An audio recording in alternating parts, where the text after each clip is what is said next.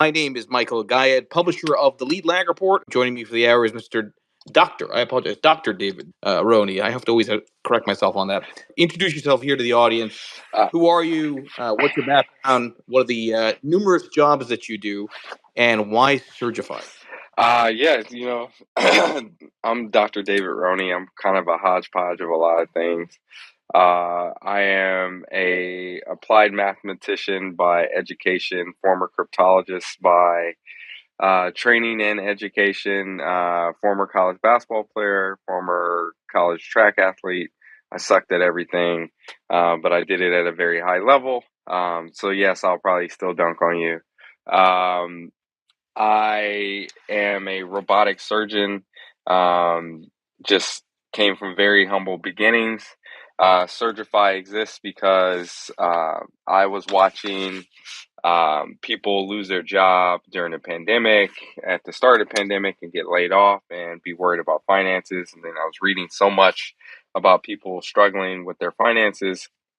And I remember when I graduated from the Naval Academy, basically having no financial literacy based upon just the way I grew up. And I remember how difficult it was for me. And I just wanted to help people.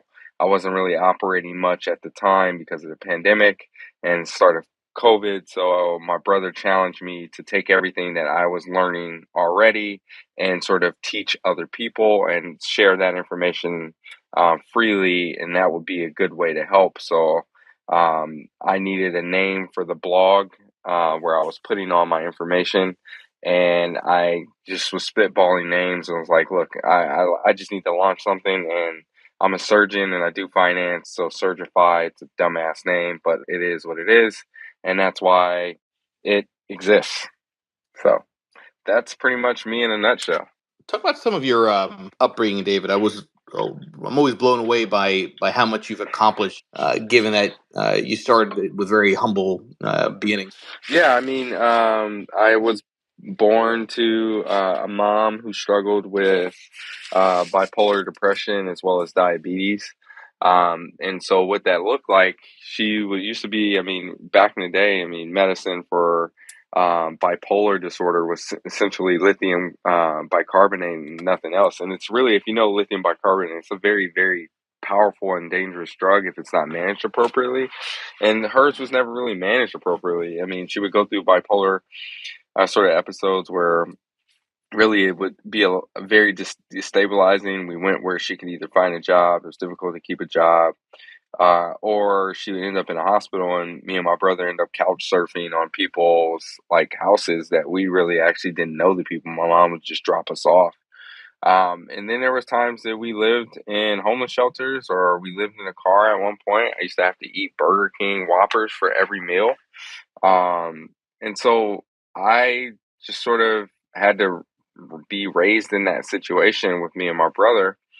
And I was lucky enough to become pretty good at basketball. And I got started getting recruited, and I got my way out of my situation by going to the Naval Academy and playing basketball and running track for them. But yeah, I mean, I know what it's like, what the pain is like not to have running water in your house. I know what it's like to have to steal electricity from the power lines next door. I know what it's like to not bathe for 2 weeks. I know what it's like to have to use the stove to heat your house because that was the only bill you could afford was the gas. Um, I'll never forget what it's like growing up like that because I think some people, when they obtain success, they never want to look back and they forget that normal people have normal problems.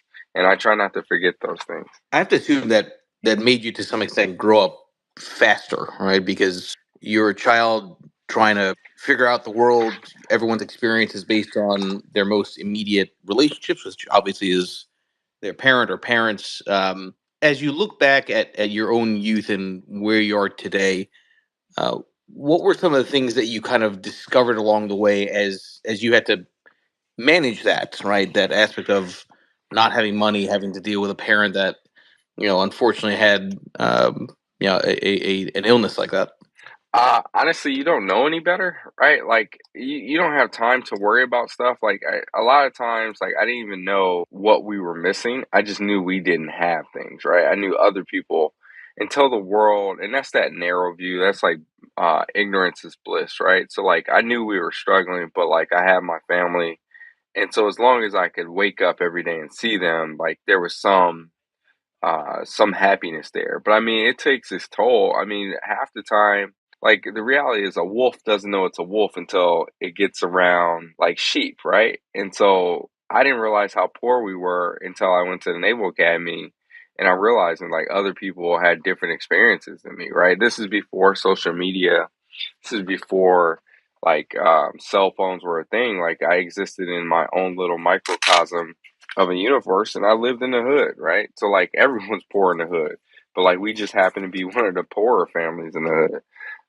It wasn't like I grew up around people with a lot of money, so I didn't know what I was missing. But it became quickly apparent when I went to the Naval Academy and I realized I just didn't have the same things. I mean, I showed up with no underwear at the Naval Academy, right? Like, so those are just things that you just have to understand. Um, like going through it, I couldn't even imagine going through that stuff today, and having to go to high school or be in school now in the social media era, and having my poverty sort of televised to the world daily. Like that would be like difficult to go through, and I'm very empathetic to those who are growing up in poverty today. Do you think your ambition comes from where you've been, or is it something that's kind of built in your personality? I always go back to this point that I think it takes a certain kind of individual biological makeup that makes them want to push more, to not be comfortable with their current situation. That it's more than just an upbringing. Oh man, I my ambition comes from my upbringing and the opportunities I've lost. Right, like I was thinking about it the other day. There's not a position that I've been in so far that I haven't been overqualified for as a professional, and it's always every single time because of my upbringing. On paper, people judge me for it, or how I look, or I look too young, or something, and I always have to bring more to the table, and I hate that, man, and it pisses me off. And I'm just like, you know what? I don't get the same opportunities as everyone else. And so I'm going to change the system because if I sit there and I go through all this and I survive all this, and then the system never changes, then why the hell was I even in that position, right? If I have the opportunity to change things for other people, that's what I'm going to do. Talk about the Naval Academy. So obviously that was sort of your aha moment, right? It's there's so much more to life than one's own bubble that they live in as they grow up. Um, what were some of the things that the Naval Academy instilled in you, and how important were the relationships that you formed there? Because again, if you're going to be ambitious, you've got to expand your network also to help you progress along the way. Man, you know, it's funny. The Naval Academy is somewhere where, like, looking back, I should have never went there, right? It wasn't good for me from a mental health standpoint. Like at the time, diversity there sucked. Like, and people let me know that I didn't belong there, right? Like, here's the kid from Compton in Long Beach, California, where um, like I didn't come from the same sort of pedigree as other folks there, and they let me know constantly. Like there wasn't a day that they didn't let me know that I didn't belong there. And that place, what it taught in me is that I could do more, right? Like you aren't going to break me, right? Life had already shown me that I can get over a couple things, but that place like really showed me that I could do things at a high level. Like even at the time, I didn't realize I was smart, right? Because I didn't understand the context. Again, I grew up in a bubble.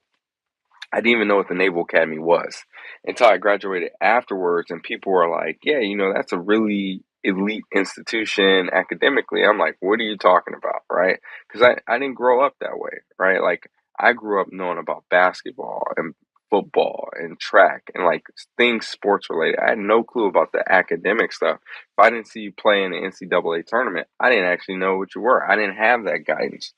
Right. So afterwards, what I realized is that the Naval Academy sort of set me up to succeed. And they put you through this rigorous thing where I'm just like, it's not a big deal to me. I've been stressed beyond belief between my life and the Naval Academy. What are you going to do, man? You're making me do, I'm taking 22 credit hours and I'm doing all this extra stuff, playing basketball, doing all this other stuff, and I'm still surviving, right? So like when it comes down to things, if all I have to do is focus on one thing, that's easy because I'm like, man, I've never had the opportunity to just focus on one thing before. Like only one thing, I don't have to do anything else. So yeah, the Naval Academy set me up in that regard.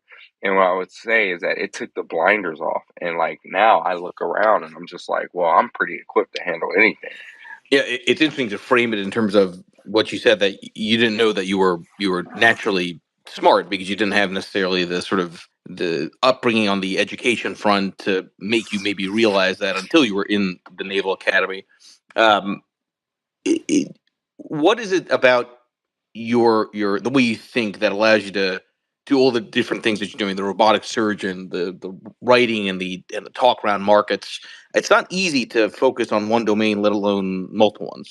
Well, I mean, I don't limit myself, right? Like other people are like, I have to do this. This is all I want to do. Well, I never grew up like that. So like I never formed that belief that I couldn't do something because quite frankly, I'm not even supposed to be here, right? Like I grew up in a situation that statistically I shouldn't have survived that situation. And there's been multiple times where I've literally almost died. So like I'm just doing stuff because it's interesting to me, right? How do you know as a person that you can't accomplish something if you never tried it, right? Most people get intimidated by new technology. Well, just figure it out. Like you don't have to be an expert like that day. You just got to learn and be willing to learn. And that's my thing. That's my true skill is that I'm willing to learn anything. And then I'm also willing to say, you know what, that might be too hard for me and move on to something else. And then I only learn stuff that I'm actually motivated by and I have a reason to learn it.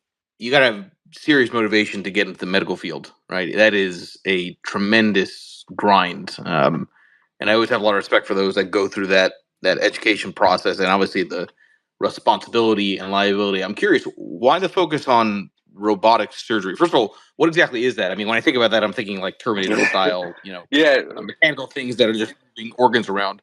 So we can back up all the way to the Naval Academy. So at the Naval Academy, um, I uh, I tested out a bunch of classes. Specifically, one of the harder classes was chemistry. And so I'm in the class. In this next class, I decided to take biology because, again, I focused on basketball and I had taken biology before, so I figured it couldn't be that much harder than high school. And so I'm in the class, and it turns out that's a class that all the pre med, the physical, like people who want to go into the healthcare field take, right? You only take that at the academy because there's no pre med major unless you're deciding to go to like medical school or something, right?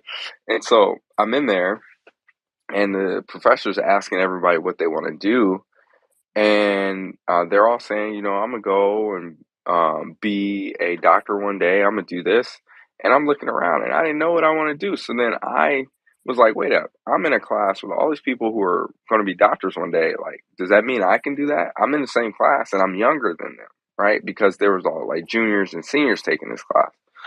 So then I went to my advisor and I was just like, hey, I'm like, you put me in a class with all these pre med folks. Does that mean that I can be pre med? And he was like, yeah, you can do anything you want. And so then I was like, well, heck, I think I'm going to do it. And then they made fun of me.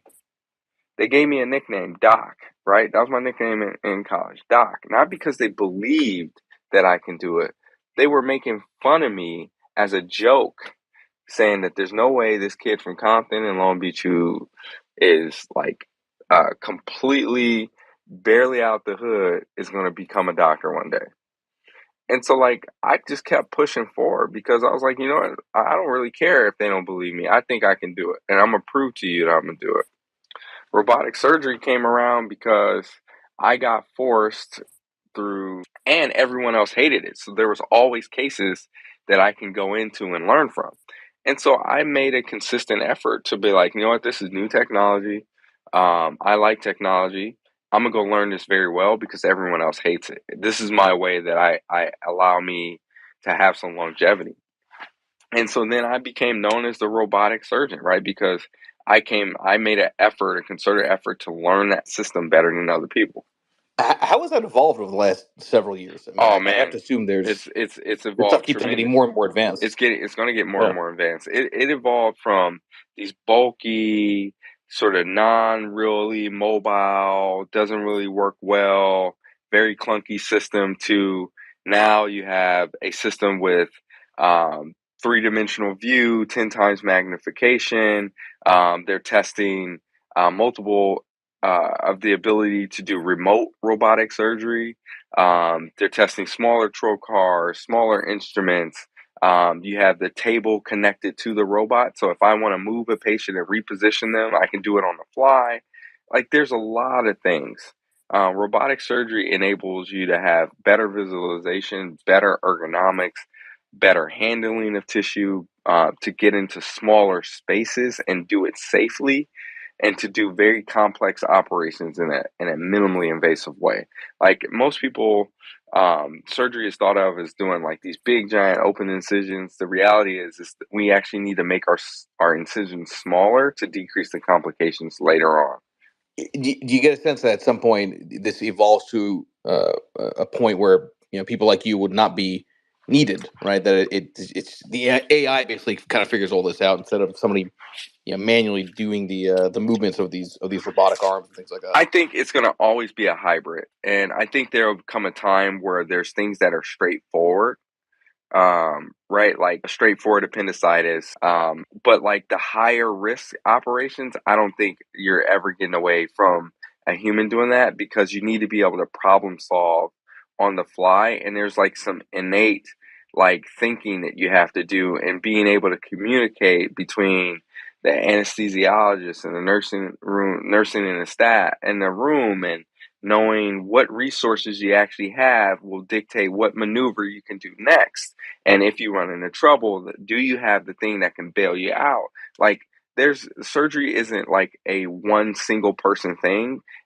Whoever is your tech at the bedside and your scrub nurse and all those things play a role into how the outcome of the surgery occurs. So I think robots will play a role, but they're never going to truly be able to replace humans. But presumably it makes the need for sort of the advanced knowledge less, right? Because you can rely on the algorithm, so to speak, to maybe get you to a better outcome on the surgeries. You can't.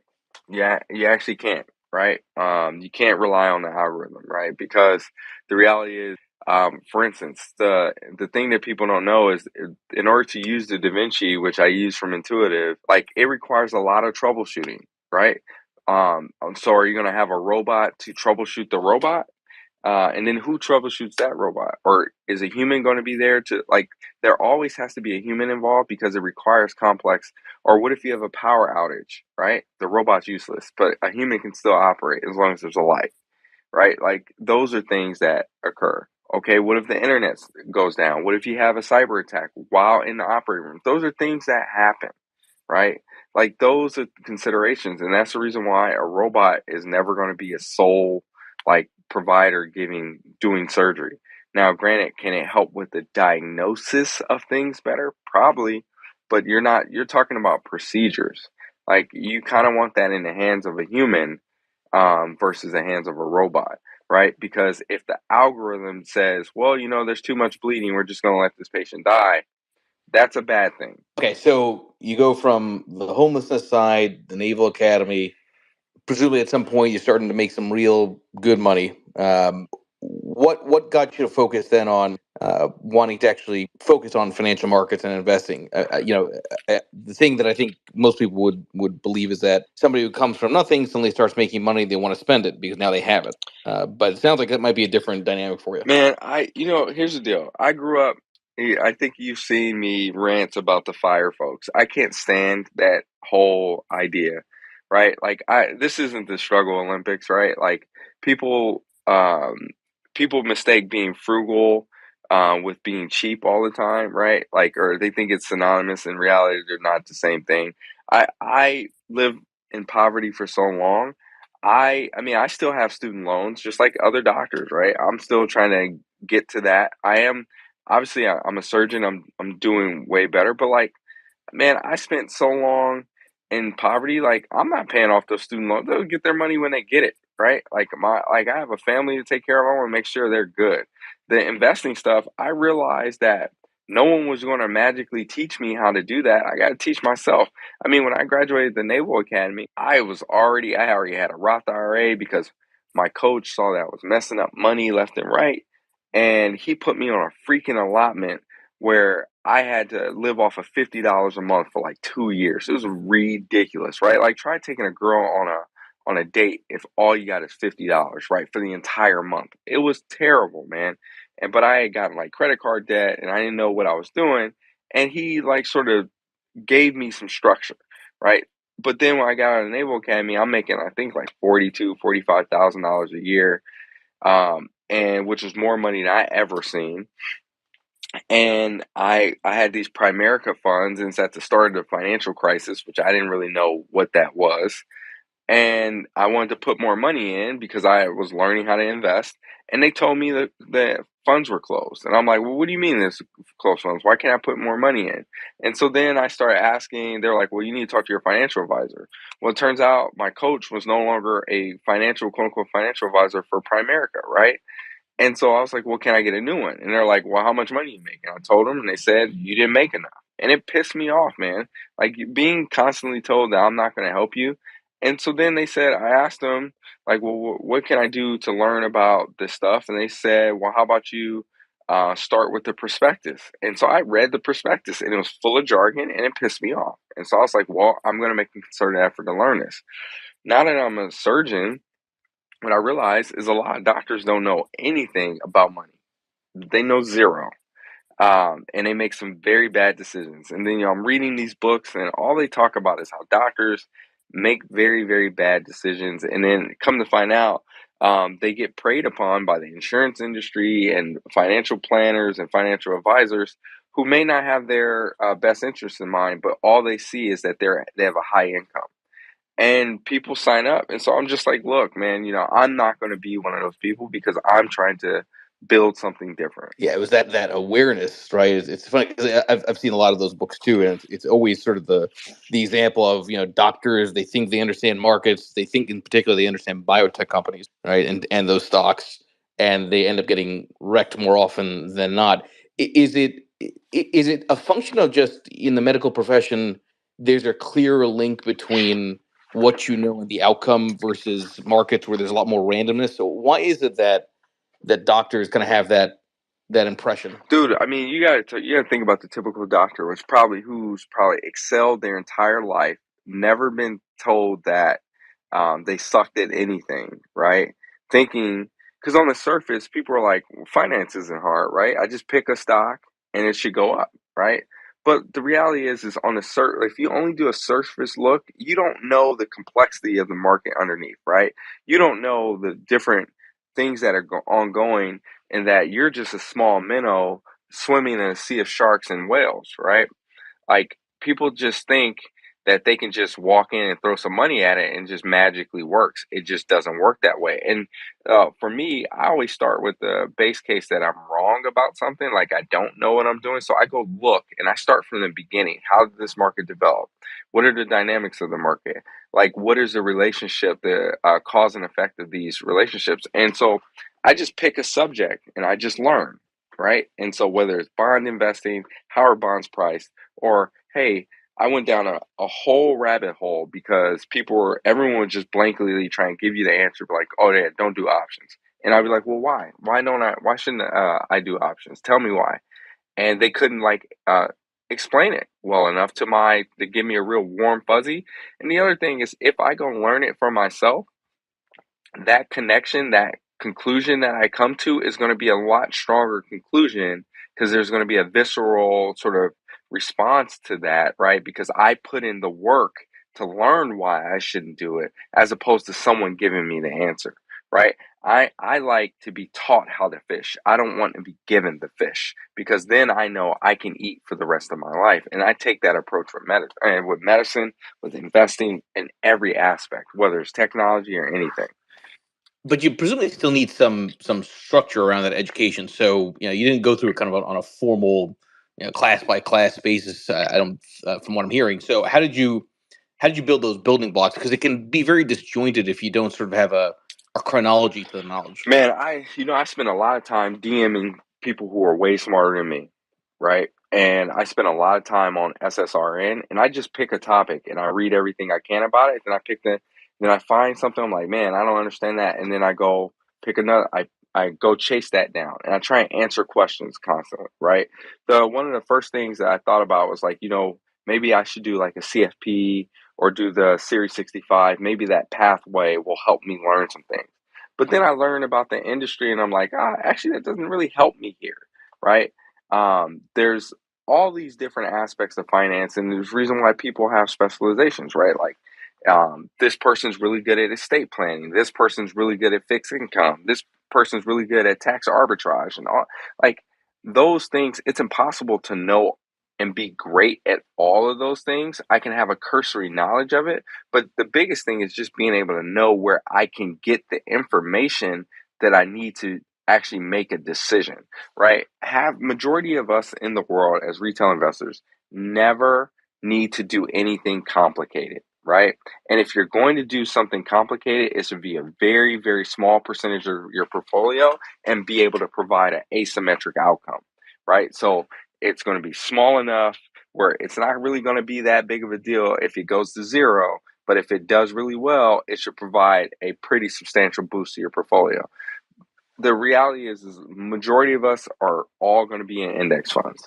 If you're working as you're getting a W-2, you're probably in some 401k, 403b, TSP, whatever, index fund type vehicle. Um, but understanding the nuances of that, who's managing that, how are they being paid, and how much money am I losing from being in that one fund? What is the opportunity cost of me putting the full maxing out my 401k versus what I can get on my own? Am I going to make a smart decision? Is my decision making hurting my future self, right? Because every dollar I put in today is not for me, it's for people down the line. It's my grandkids, my great grandkids. Like it's that perpetual thing. And honestly, man, I read a crap ton of books, and I read a lot of books about biographies of people who were super successful, right? One of the a part of this journey started with me just researching everything I could about Warren Buffett, and then that took me to Ben Graham. So then next thing you know, I'm reading The Intelligent Investor. And I was super naive because I was like, man, The Intelligent Investor, let me see if this stuff works. And honestly, it did work out a little bit, right? Because it's just value investing. But then I did the cardinal rule and I sold too early, right? And I would find stuff that was undervalued. I didn't really know what I was looking at, but I knew based upon the criteria in the book it was undervalued. And then I sold too early and so then I learned that lesson again, a visceral response. And so just knowing, yeah, I didn't have a structured program, but I'm doing this for my own education and my own sort of trying to get to a place. Like I know where I need to get there. I just don't know how to get there. And I know that investing is one of those things. And it's a big giant elephant, and I just take a bite every day. And obviously you're a role model for a lot of people that hear your story, and for your children. At what point for your own kids do you think you're going to get them to try to think about managing their own finances? I mean, I always go back to this point that the formal education system is flawed in so many ways, but the real problem is nobody really understands anything about investing because we're not taught it at a very young age. And I think if people were taught it, we'd be much more responsible adults. Any thought to that, as far as even for your own family, when you start kind of emphasizing that for your own kids? Oh, I've been teaching my kids financial topics from the minute that they could read. I mean, like talk and things of that sort. Whether it's like the art of negotiation with cookies, right, or understanding don't use your own money, use other people's money, how to leverage. Like those, as I learn these topics, I teach my kids, right? So if you go talk to my oldest daughter, she'll tell you, no, I'm not using my own money, right? I'm not buying toys. I'll wait for somebody else to give me the money, or I'll figure out a way to get you to buy it for me. But my money goes in the bank because I want it to grow. Same thing with my youngest two because they follow her lead. And these are things that I wasn't taught, man. I remember because I grew up in such scarcity, as soon as I got money, I spent it. My brother was on the other end. He hoarded everything. Never gave himself any enjoyment. He was okay going to thrift stores. I hated going to thrift stores. Why? Because I was a basketball player and I'm showing up to these basketball games with ratty stuff. I remember being a freshman in high school and I carried a 50 a actual tweed suitcase that I got for 50 cents at Goodwill to school as my backpack. I didn't have an actual backpack till my junior year in high school. And even then it was ratty, right? So like I personally have never been okay with the true like sort of scarcity and like really understanding like, hey, you need to save this for later.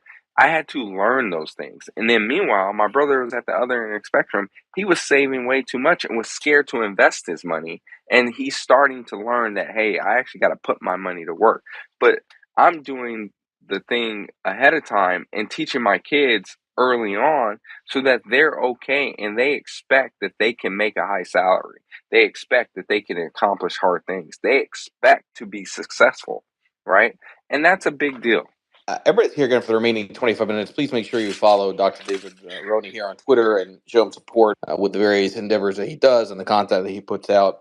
Again, I will have this as an edited podcast on all your favorite platforms under that Lead Lag Live banner there.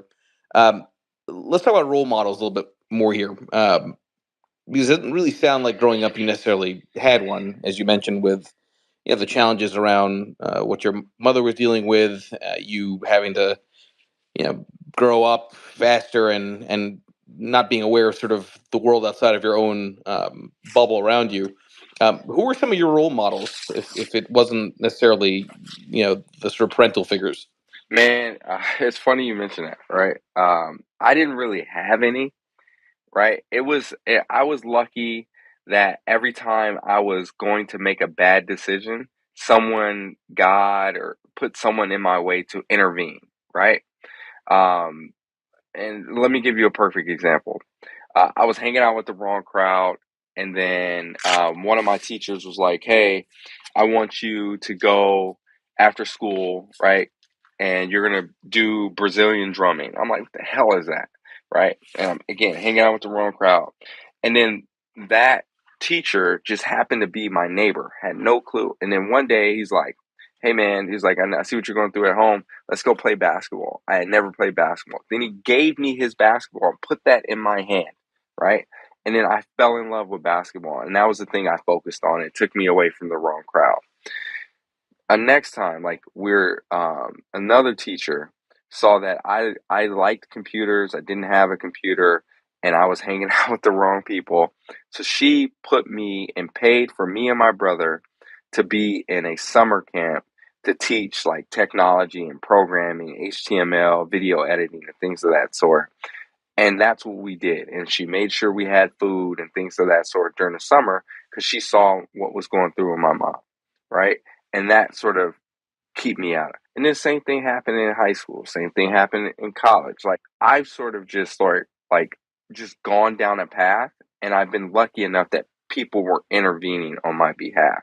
Now that I'm older, I am able to see where I'm going and I can sort of direct things, but I don't have a true role model per se. I just sort of look like I said, I find people in books and I just sort of study them, right? I study Steve Jobs, I study Warren Buffett, and I also understand they're human, right? Like everyone talks about Warren Buffett and what he is, but like his personality, he's a huckster, right? Like the guy when he was a kid used to hustle people, right? Like that's pretty cool to me. I think it's funny that he's like this revered person, but he's also a hustler, right? Like but like there's lessons and there's whether you read Peter Lynch's book or you read Warren Buffett's book or you read Ben Graham, the one thing they always talk about is they sell too early. So I'm like, well, I'm not going to make that same mistake. Everybody keeps saying the same thing, so don't sell, right? If you buy something that's cheap, hold on, right? What's the reason for selling? So anything I invest, I make sure I don't need that money, right? So role models, I would say the role models like a hodgepodge of a lot of different people who were able to intervene or gave me some advice, not necessarily in person, but through their experience. Yeah, as I hear your story, I think you're clearly an outlier. You can argue an anomaly, right? In a really remarkable way. I'm curious to hear your thoughts on how, and this got more of a broad question, how the system can be improved to allow for more people to advance when they come from nothing, when they're in familial situations which are challenging. You had a very specific way that you got to where you are. I always go back to it's about conditions, right? So how does as a society we improve conditions to make it more likely that people that come from nothing become successful like you? Well, so that's the thing, right? It's like we talk about that, and I'm constantly thinking about that, right? Like whether it's in healthcare, it's in tech, right? Because I used to be a cryptologist, or whether it's in finance, like because obviously I'm on a nonprofit where with the Finserv Foundation, or the stuff that I do on the investor advisory committee for the SEC, I like those are things I'm always thinking about. Like, why do we have in the Ivy League's legacy admissions, right? Like, oh, or your parents were here, your grandparents were here. Oh yeah, we're automatically going to let you in.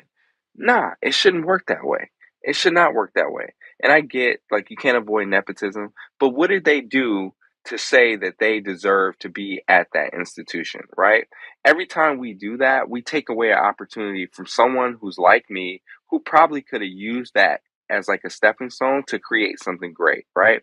The other thing is we need to stop getting away from these things where we're like, oh, they don't have the pedigree, right? And this is one of the things that pisses me off about venture capital. How are you supposed to become a venture capitalist? Let's say you have a great skill for picking out undervalued companies, whatever. But because you didn't go to Stanford, Harvard, Yale, wherever, and you didn't go to one of these network schools, and you didn't go to business school there, that you can't do that.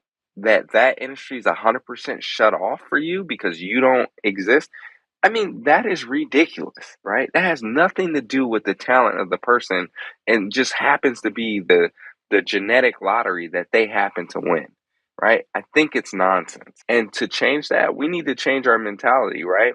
Like it shouldn't when someone says that uh, they're applying for a job or they're applying for a position, you shouldn't even be able to look at their photo. You should be able to, like, matter of fact, you shouldn't even know what schools they came from. At the end of the day, it's whether you can do the job or you can't, right? If the profile looks good, now granted, I will say there are some exceptions because I don't understand like why anyone would ever get a degree from University of Phoenix, right? So I will say that that's my own personal bias. But to the greater good is taking away those labels and just saying, hey, this person has a degree in psychology. They have this experience, this experience, this experience. Like, who cares what they look like, what their creed is, what religion they are? Can they do the damn job? Are they a good person? That's what matters. And then that's called talent management, and put them in positions where they can be successful, right? So you don't end up with people who are super overqualified but have to go for an entry level job because they don't have the pedigree that suggests that they can be something greater. The I, kids. I appreciate that. And my wife's from Detroit. I love Detroit. Detroit's near and dear to my heart. I used to live downtown Detroit. We still own a house in Detroit. Like, look, man, I love Detroit, and actually, I think my brother-in-law might have went to Southwestern. But yeah, I try and do my best. I have my own struggles, and I don't hide it, right? Like, trauma can create a psychological prison for you, right? And I had to fight my way out of it. Same thing with poverty. Poverty is trauma, man. Like, look, man, like understanding, like I hate pancakes, right? If you follow me on Twitter, you see me talk about I can't stand pancakes, right? Pancakes, pancakes for me meant that we didn't have money, because we only got waffles when we had money, right? Like when we could afford it. And so I hate pancakes. They never tasted good to me. I can't stand oatmeal because of the same reason, man. Like like the even thought of it makes me sick. Just it's things that people have to understand. Like, look, at the end of the day, financially, I am willing to take risks because guess what? I know that if push comes to shove, I can build myself back up, right? I've been at rock bottom, right? I started with nothing. Yeah, will it suck? Yeah, but I've already done it once. I'll do it again, right? But I also know like there's a risk reward. And the thing about finance, right? Like if you grew up in the hood and poverty, like you don't see people talking about like investments. They're just trying to freaking survive. My mom, right, didn't have any money, uh, and I mean, in 1 month, I can make more than what she probably made in her entire life, right? But the thing is, she could stretch $20 for a month, right? She was great at budgeting, right? She knew how to sacrifice. The thing is, I don't want my kids ever having to learn that skill. I want them to learn to live a life of frugality, but in abundance, so that they don't have to have everything. They can have everything they need and some of their wants, but they don't need to have excess.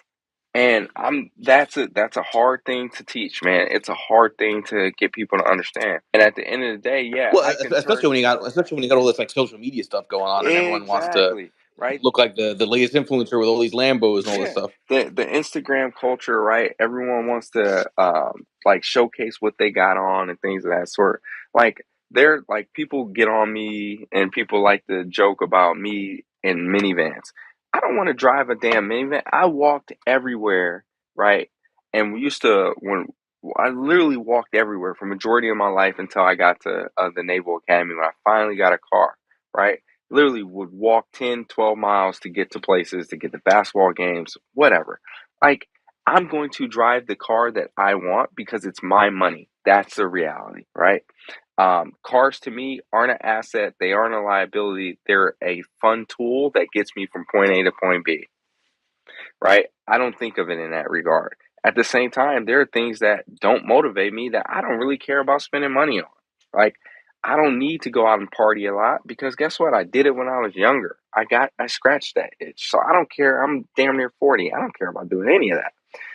And getting people to understand like their life isn't there's no set rules on what you must do. Oh, you have to do X. Nah, what you have to do is get through the finish line and make sure that you're comfortable in retirement, that you can take care of yourself and whoever else that you need to take care of.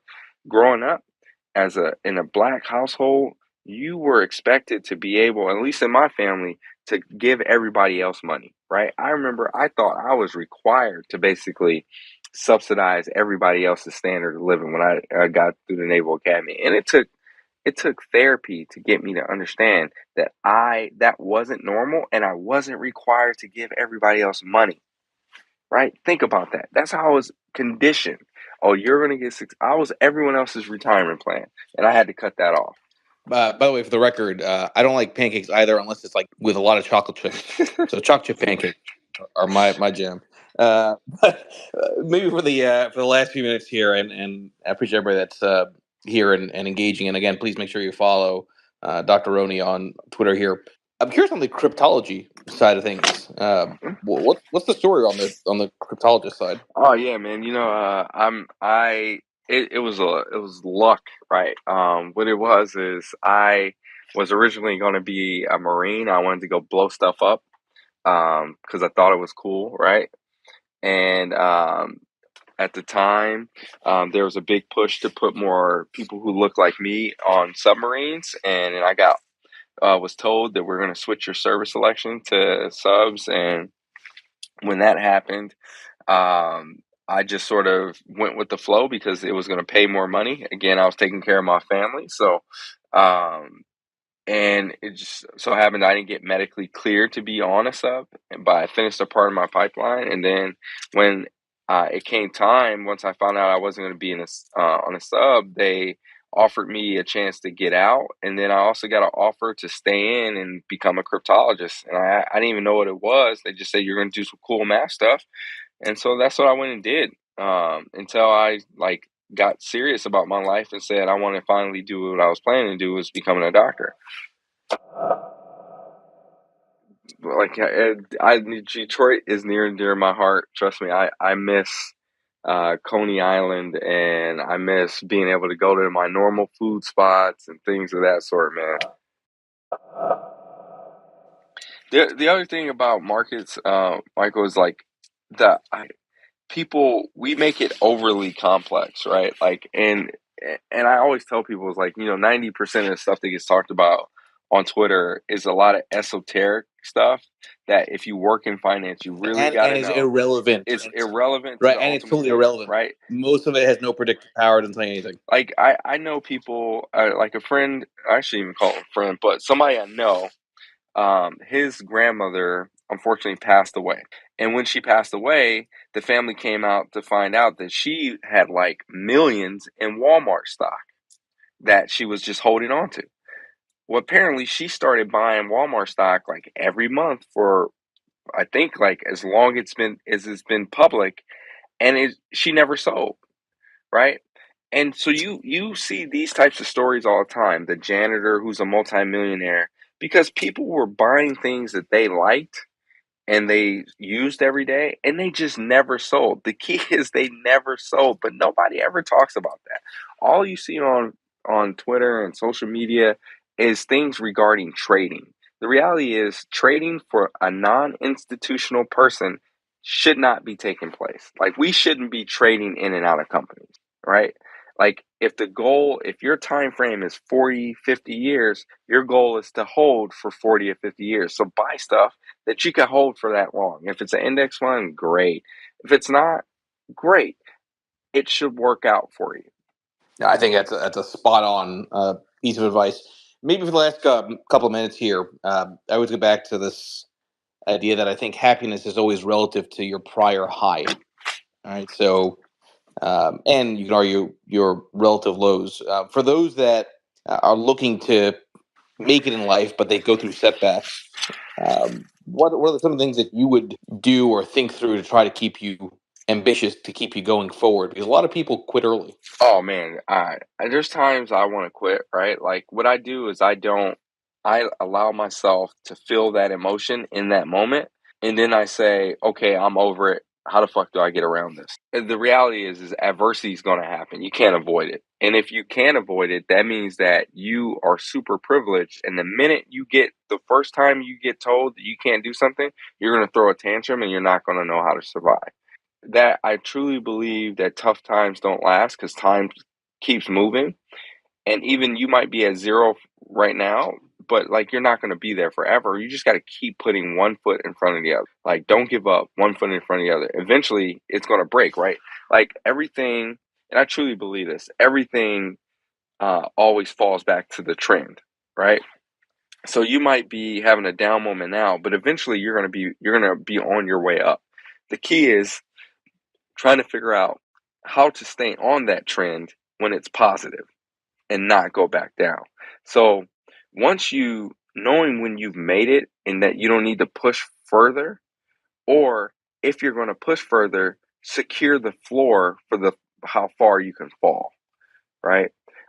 So I always tell my friends like, hey, you're in a situation right now, like don't be too prideful. Just get to the bag, secure that first. Secure the things that you actually need. Once you're securing that, then go after other things. But don't start all this other stuff. Make the main thing the main thing. And once that's secure, now you can start to think about, well, can I start a business or can I take this risky investment? Because that's not how we're built. Like, if I fail today, if I lose it all, there's nobody I can call to bail me out. There's no family I can call, I should say, right? There's nobody who's going to magically wipe away my debt, wipe away the investment losses. There's nobody I can call. There's no home for me to go to if I'm out. Like if I screw up, it's all me, right? And so I keep that in the back of my head every single time, like every decision I make. And I take those considerations. Is this a risk? If I lose it all, and does it harm my family? And that's how I think about it. And I also remember that I have a um, a constant thing in my head, like, okay, what's the best thing for my family? Because that is the base case for me.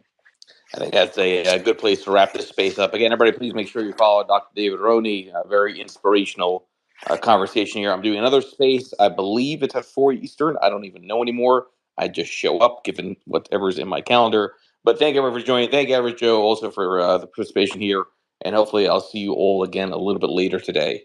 Thank you, David. Really do appreciate it. I appreciate you. Have a blessed one.